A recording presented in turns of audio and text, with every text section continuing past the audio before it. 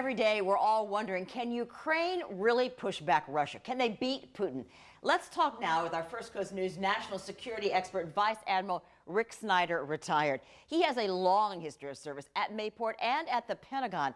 Helicopter pilot, navigator for the USS Carl Vinson, commanding officer for the USS Bataan, and an expert on strategic planning to defend North America at the Pentagon and at NORAD.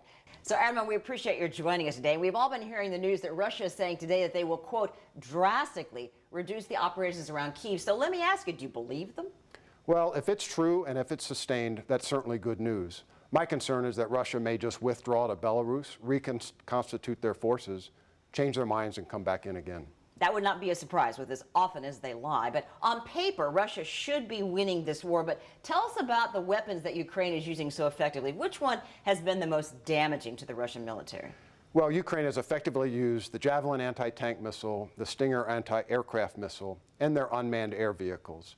The Javelin and the Stinger are portable, simple, and have been effective in first stopping the advance of the Russian tanks and preventing Russia from controlling the airspace.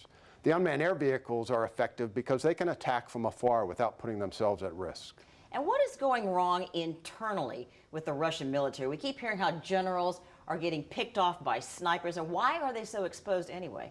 Well, I think Russia does not have effective leadership at the lower levels out in the battlefield, nor do they have the communications necessary to talk with those folks on the battlefield. And so when things go wrong or as not expected, they don't have the leadership there to adapt and adjust to that, and they don't have the communications to get the orders from higher headquarters on what to do. Thus, you see senior leaders having to go into the battlefield to lead and in some cases be killed. Speaking of leadership, let's talk about Ukraine President Zelensky. We've been hearing him compared to a modern-day Churchill trying to save his country, but there is fear that Russia would try to assassinate him. Is the United States doing anything to protect Zelensky? Well, amazing leadership for sure, leading the will of his people to defend their nation. As far as protection, we know that we're providing intelligence and information to the Ukrainians, which could certainly be helpful in trying to protect their president. As far as any other military support, I'm not aware of any. We really appreciate your expertise. Of course, Admiral Snyder, always great to learn from your years of experience, and we'll follow along as this war continues beyond what anybody hopes. Thank you. Thank you.